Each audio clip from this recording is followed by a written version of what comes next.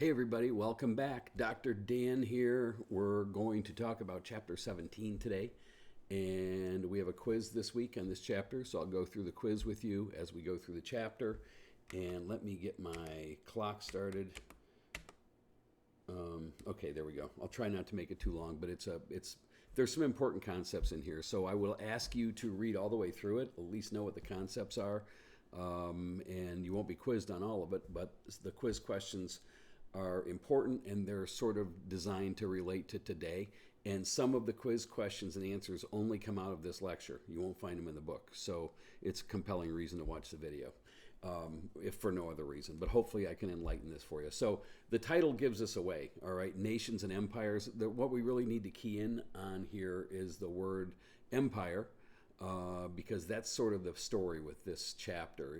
The Western European countries and the United States are starting to practice something called imperialism, which we're going to talk about.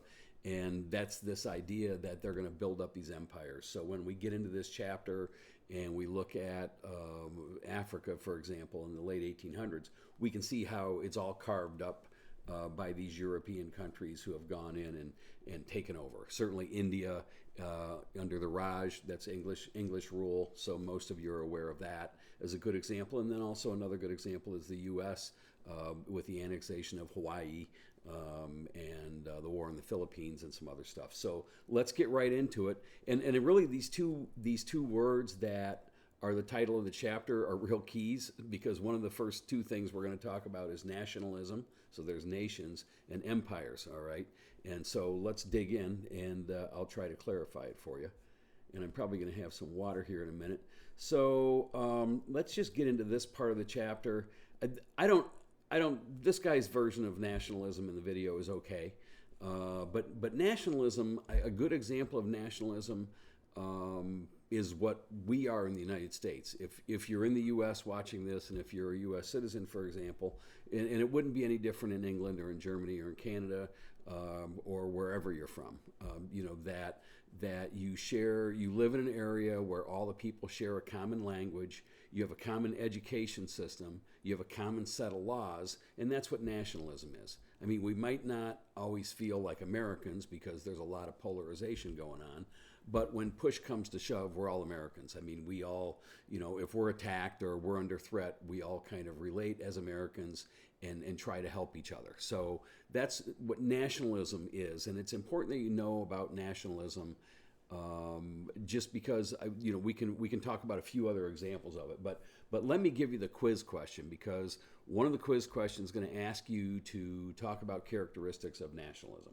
All right, so a broad public education is one component. In other words, pretty much across the U.S., we have the same education system. It varies by state, but the curriculum is the same nationally, both at universities and at high schools, basically. And it's taught in a common way with a common language, with common books. So we all sort of grow up thinking maybe the same way or learning the same thing. So this common public or broad public education is certainly a characteristic of nationalism. And then a common language. So you always hear about, hey, what's the national language of so-and-so? In the U.S., it's English, all right? So a common language is a characteristic of nationalism. An example of a place without a common language would be Canada, where there's French-speaking Quebec, and Quebec has always had trouble relating to being Canadian. So that's a kind of a reverse nationalism in that sense, because there's no common language.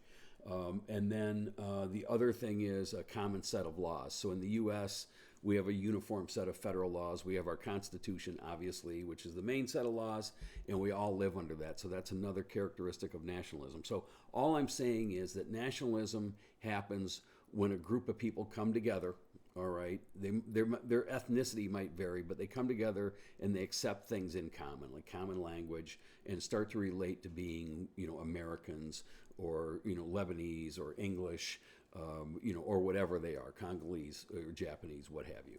So that's what nationalism is, this idea of togetherness. So make sure you know that, because that's on the quiz. The next thing that's on the quiz right away, right off the bat,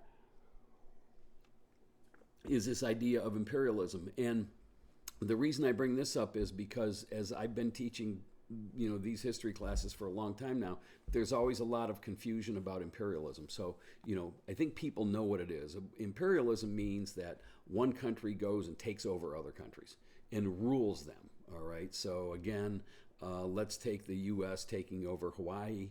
All right, in the 1890s, we land on the shores of Hawaii and say, hey, we're taking over.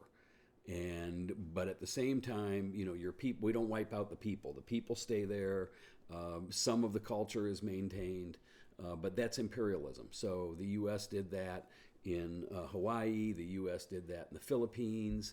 And then examples when we get to the map of Africa, you can see how Belgium, was in the Belgian Congo, and other countries practiced imperialism. And that was a big thing around the late 1800s, and there's some reasons for that. But that's what imperialism is. So the quiz question is, how did imperialism change in early world history? So the thing to understand here is that there's two really types of imperialism. And the type we're talking about in this book is what I'm going to call the new imperialism. And it differs from the old imperialism, all right? And all you need to know is that the new imperialism came about because of a need for raw materials. Because one of the underlying themes in this chapter is the Industrial Revolution, right?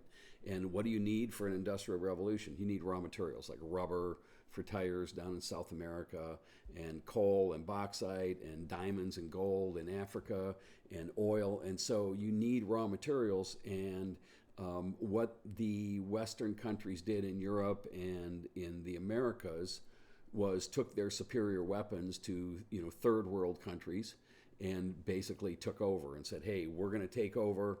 We'll build you schools. We'll make you a railroad. We'll do all these things for you, but we're taking over. You're under our laws now, and we're going to take all the raw materials you have in your place, your island or whatever, out of here. So that's what imperialism is, and this was sort of the era for it. Now, why was this the era for imperialism? That's what we're going to get into. But I'm sorry, I didn't answer the quiz question.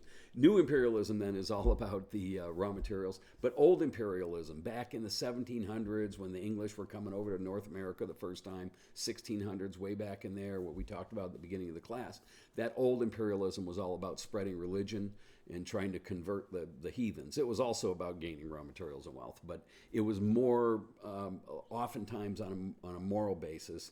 And the new imperialism was like, no, we just want your raw materials, and we're out of here. So even our cell phones today, I mean, a lot of things that we use today use raw materials that come from tribal nations, third world countries that are with brutal working conditions, but they're not really imperialist anymore. I mean, there's not too much of that going on, and we were not going to get into modern history anyway. So anyway, know what imperialism is. Know the difference between old and new. New is about raw materials. Old is about religion. That's what you need to know there.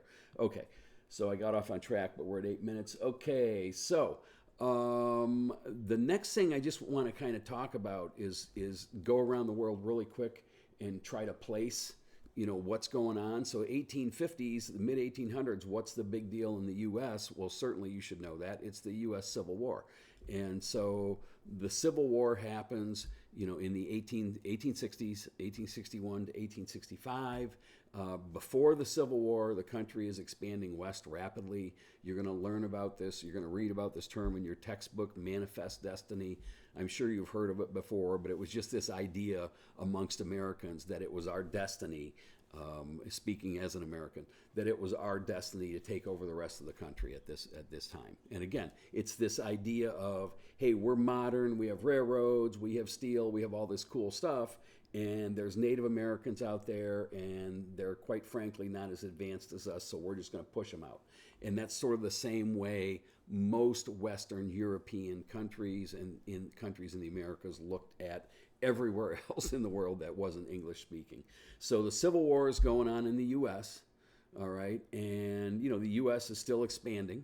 Okay, so I mean, California doesn't become a state until 1850, in the Compromise of 1850. So not that long ago, and so the U.S. is still expanding, and you can see from this map all of these different territories and how they were acquired from Mexico and from Russia And you see Alaska up here, so you see this notion of expansion again.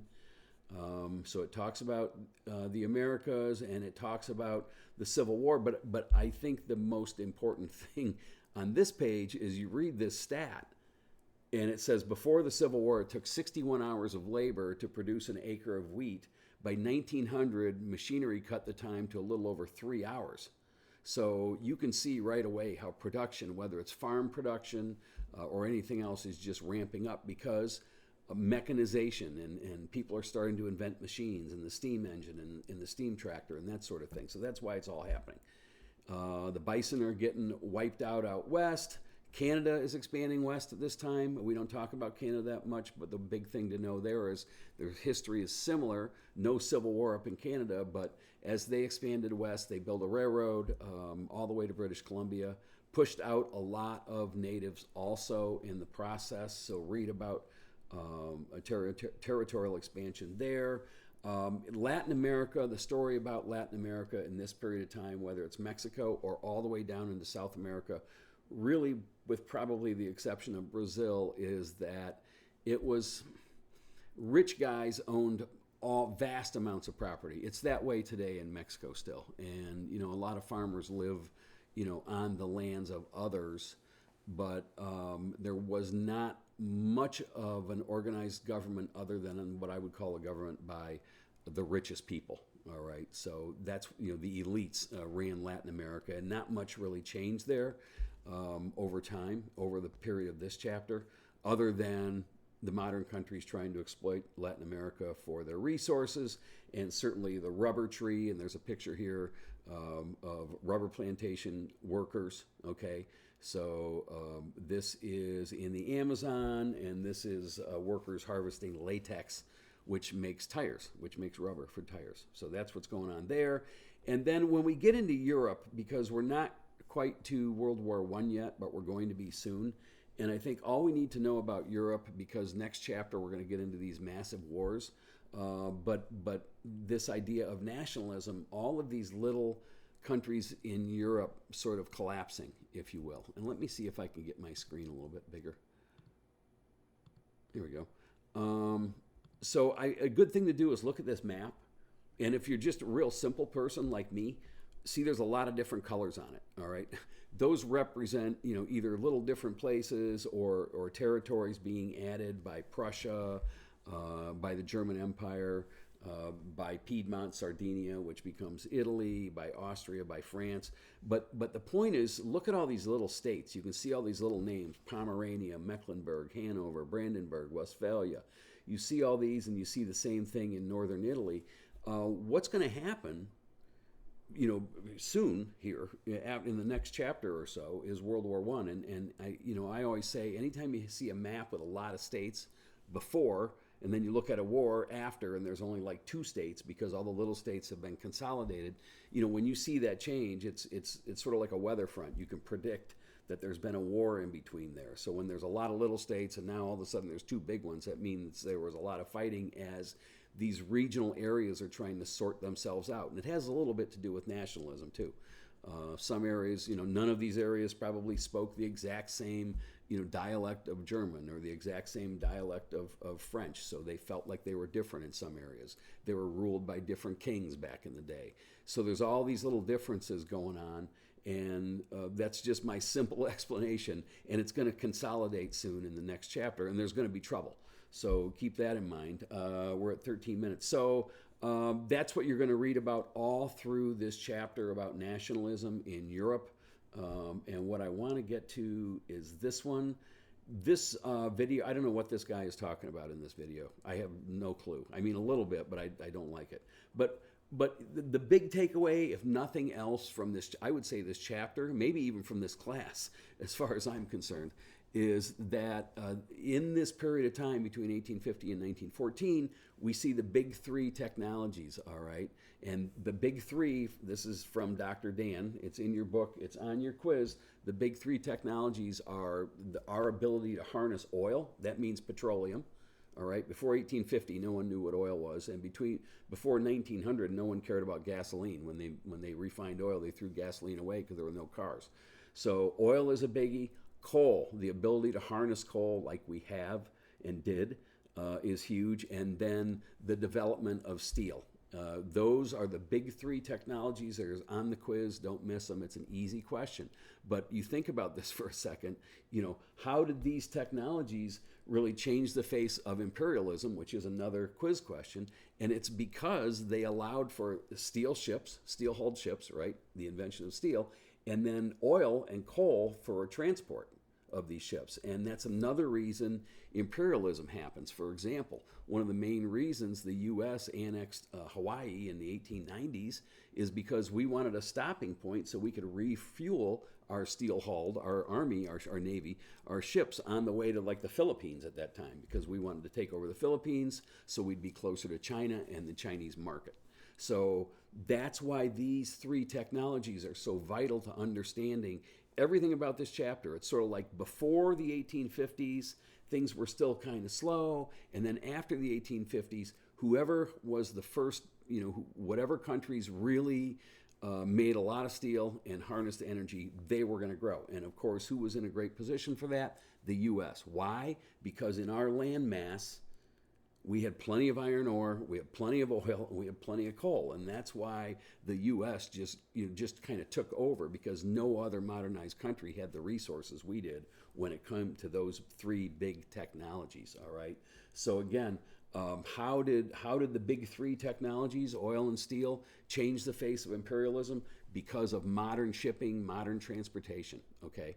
That's the answer to that quiz question. It's a really important one, so make sure you remember that. It's the most important thing in the class. You got to understand how these technologies change things in an instant, and they can at any time. So here's all about steel and railroads and how that incorporated the economy. I want to talk about Darwin. I want to mention another interesting fact, and hopefully it's 16 minutes in. Hopefully you're still watching. Like, my grandfather, for example, came to North America from Hungary in the late 1800s, okay? And so the reason he could do that is because in his village in Hungary, finally, there was a railroad.